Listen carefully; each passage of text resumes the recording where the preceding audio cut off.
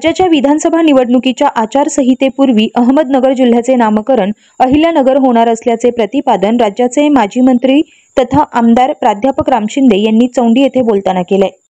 अण्णासाहेब डांगे ज्यावेळेस चौंडीत आले, मंत्री म्हणून आले, विरोधी पक्ष नेता म्हणून आले, त्यावेळेस काय अडचणीला सामोरं जावं लागलं त्यांना, मला आणि जे कोणी त्या काळात असतील त्यांना माहीत असेल। पण हीच पवित्र भूमी आहे आणि आपण पाहिलं असेल की औरंगाबादचं नामकरण करायला 40 वर्ष लागले, धाराशिवचं नामकरण करायला 40 वर्ष लागले।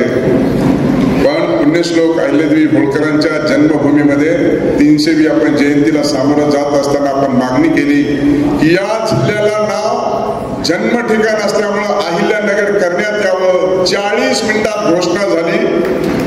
दुसऱ्या जयंतीला त्याची कारवाई करून मुख्यमंत्री इथं हजर राहिले, प्रस्ताव दिल्लीला गेला। आणि तुम्हाला या निमित्ताने मी सांगतो की आचारसंहिता लागण्यापूर्वी अहमदनगरचं नाव हे अहिल्यानगर होणार म्हणजे होणार।